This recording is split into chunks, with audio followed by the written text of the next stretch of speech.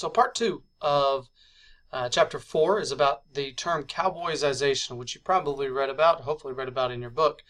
It comes from this idea of Americanization. And Americanization is a term that's defined as the introduction of products, that is goods, or services, and American culture forms, and can be viewed by other cultures as being forced, or being forced upon other cultures. And so we see examples of Americanization throughout the history of well, since the United States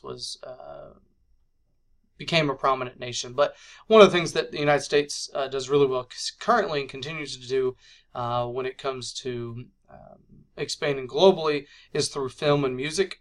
And so oftentimes when a music video comes out or a movie comes out, most of the time those that become popular globally have come from the United States. I'm not saying that's always the case, but this idea of Americanization, so the products, the services, so the goods and services in American culture are oftentimes portrayed in films and music videos, TV shows, and more importantly to our discussion, through sports culture. And this includes fashion.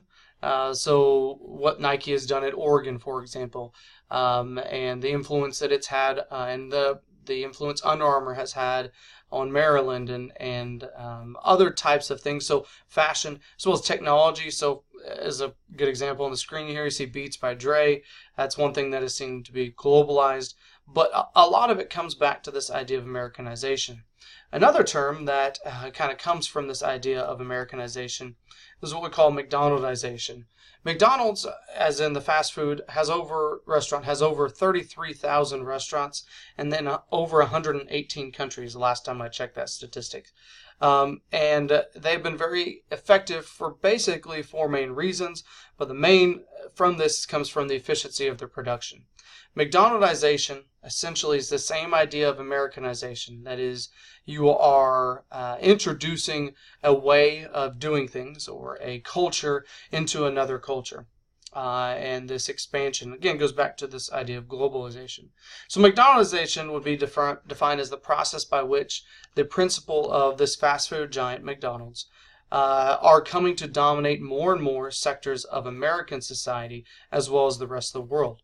And so the ideas that come from McDonald's and how they became, I'm not going to go into a lot of history lesson with McDonald's, but how they have done things successfully and using those same processes is this idea of McDonaldization and how it can help other types of industries. So why did it occur? Well, there's four main elements to this idea or pillars of the McDonaldization movement. The first one is efficiency, then calculability, predictability, and control. And so all of these have an influence on consumers, even though you may not see them up front. The efficiency of how a game is run, the calculability of the scoring of a game, and how that product is put into, we'll talk about different examples in a minute, predictability or unpredictability of sporting events and the control that they have over the aspect of the sport. And so we'll break it down one by one. This first one is about efficiency. So how do we apply this to the sport industry? So looking at efficiency, it is the optimal way of satisfying the needs of large groups of consumers. McDonald's had done a great job of being able to serve people quickly and doing that in an efficient manner without a lot of waste. In the same respect, we've learned from back when we mentioned Rome and how people entered and exited a facility oftentimes affected the speed of entry and exit into the facility. Even today, we see methods of crowd movement as an efficiency aspect, something that, again, this idea of McDonaldization has really come to affect the sports culture. Second one is calculability, and this is basically the relationship of the products sold and the services offered in terms of their quality. The most important part of this equation is oftentimes time. And so when we talk about time in the relationship between the quality and the product that's being offered is this term transactional cost. Transactional cost is the effort it takes somebody to purchase the product. Many times this has to do with the amount of time that they spend buying the product. So I'll give you a scenario here. I've got three different purchase methods on the screen here.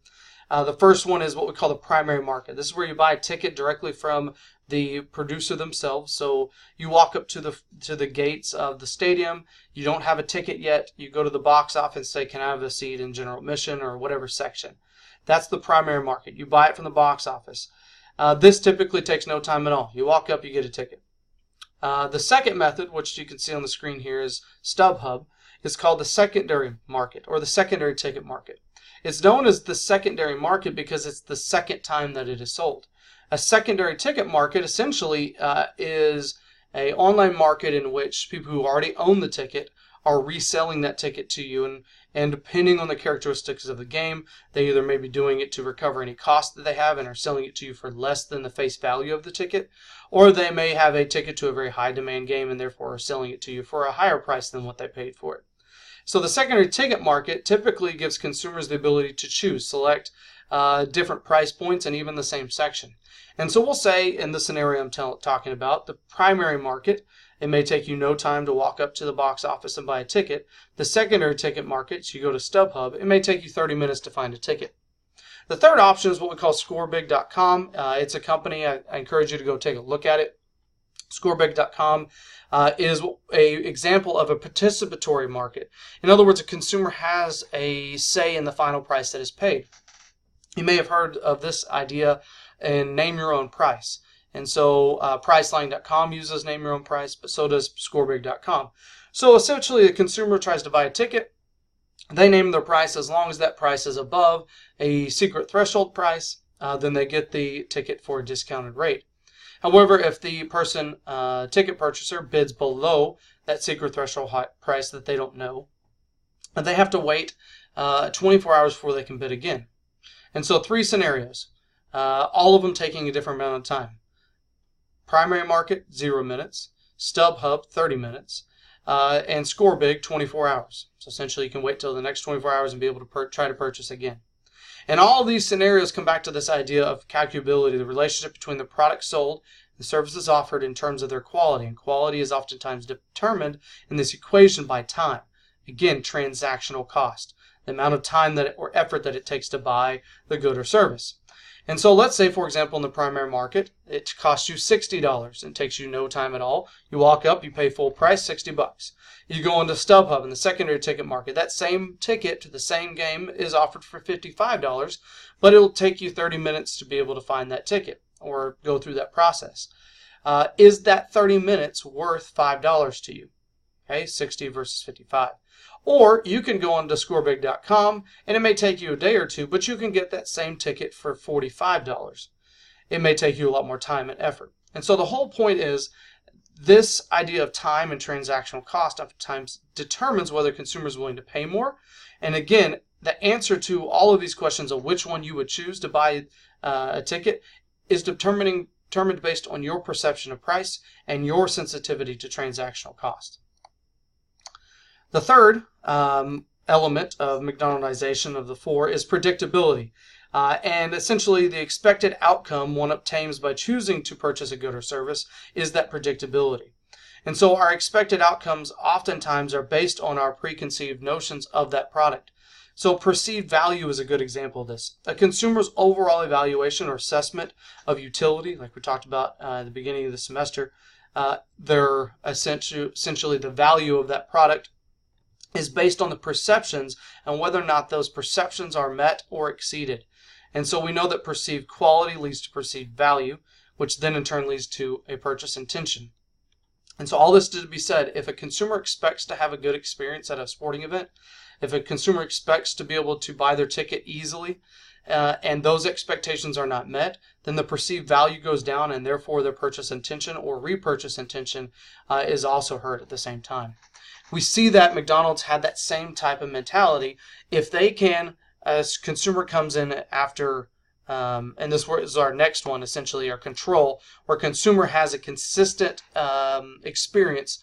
Now you can argue whether McDonald's has a consistently good or consistently bad food, but that's on you. The whole point is this idea of control goes back to consistency of the staff processes and the outcome for the consumer. And so control would also include how traffic flows in and outside of the store.